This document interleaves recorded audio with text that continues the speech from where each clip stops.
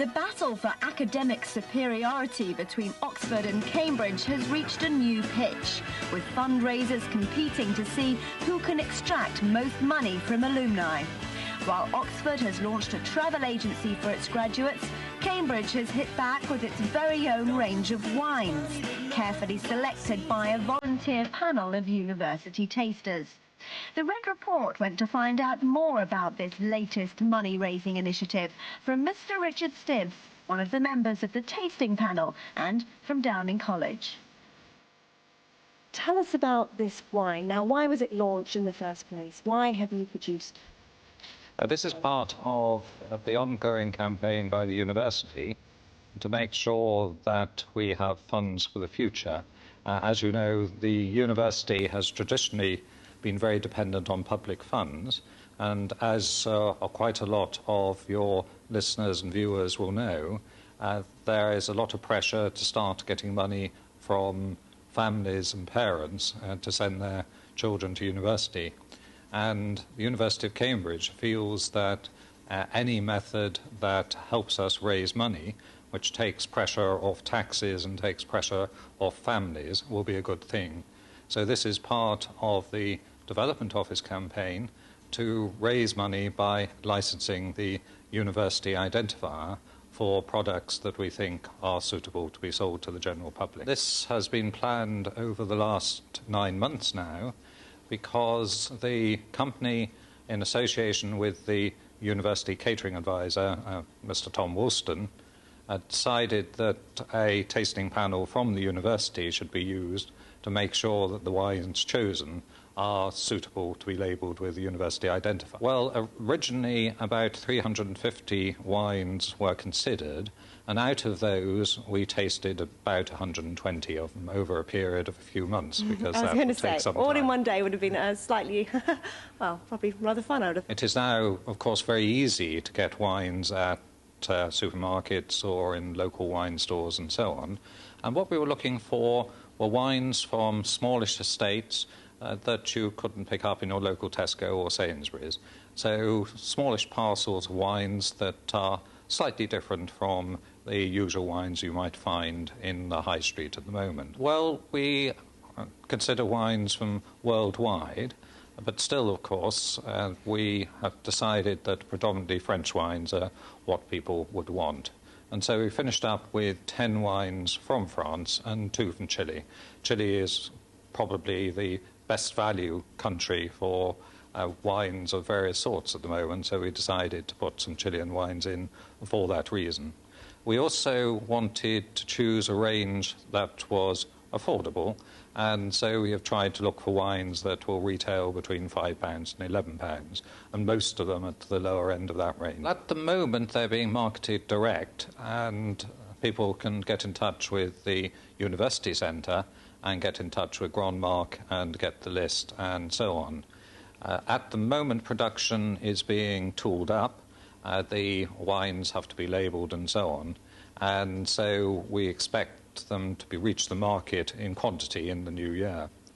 Arrangements are being made with some local retailers to make them available to the general public in Cambridge. And these wines, along with other merchandise that I know that the university has produced, would be targeted presumably at ex-graduates, at the alumni? Well, that's part of the market. We are selling the wines within Cambridge to anyone who cares to buy them, and indeed the direct sales will be to anyone. But this and other products are offered to alumni via the university's alumni magazines and the mail shots to all our members out of residence.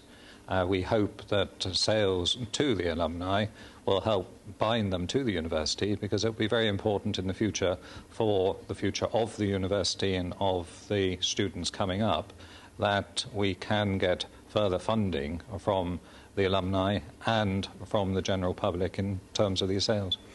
But how important is it? I mean, for example, I mean, you have everything from bicycles to T-shirts to now the wine. What percentage of the funds that you have here at Cambridge are actually raised through those means?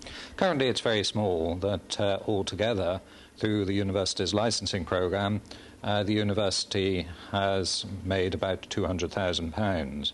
Now, put in context of the annual turnover of the university, which is over 100 million, that isn't very much money.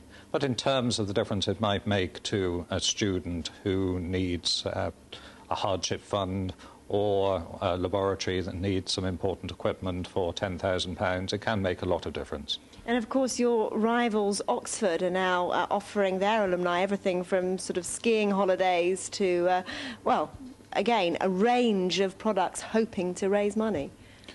That's certainly true, and both Oxford and Cambridge are following what's happened in American universities over the last 30 or 40 years. The universities have been extremely fortunate in the United Kingdom since the war to have had what's been pretty generous government funding. But into the next century, universities are going to have to stand on their own feet and will have to follow the American example to try and attract money from alumni and from business and from the local community. We hope in this sort of way to make sure that Cambridge stays as the best university in the United Kingdom and one of the world's major universities. So if we were to purchase a bottle, maybe 12 of these new wines, what percentage of the retail price would actually come back to the university? Well, I'm afraid that's commercial in confidence, that the deal made between any of the vendors of these items and the university is a carefully kept secret. Is it significant, though? It is significant for the university, yes. We would not go into any of these ventures unless it was worthwhile. But we hope that our commercial partners also find it worthwhile, and we want to make sure that the end customer thinks that it's good value and worth coming back for more. Right, well, let's have a look at the bottle you've got in your hand here. Obviously a white wine. I notice an English wine. That's right. And you'll notice that we do have the university identifier on it, and the range is called the Masters range. We did decide, rather unusually, to choose one English wine.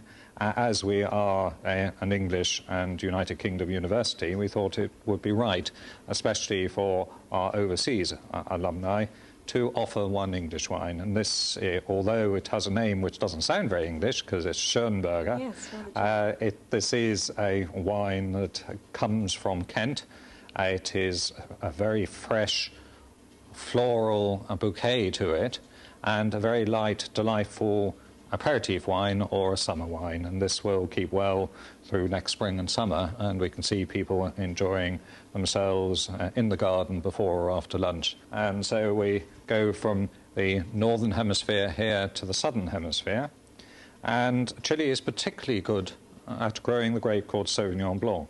Mm-hmm. This is a grape that grows well along the Loire Valley in France, mm-hmm, and is particularly important in New Zealand, where there are some very expensive wines, including one called Cloudy Bay, which retails for over £15. My favourite is one of the cheapest. It's hoping to be retailed at £4.99, and it's a Côte de Roussillon.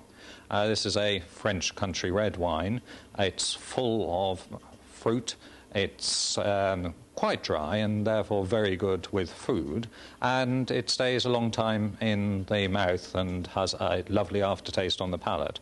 And it's the sort of wine that one can afford to share a bottle with one's wife over lunch each day. So it's an excellent luncheon wine to drink every day with lunch, and we hope lots of the customers will be drinking one every day. That sounds like a very good idea to me. Thank you very much indeed.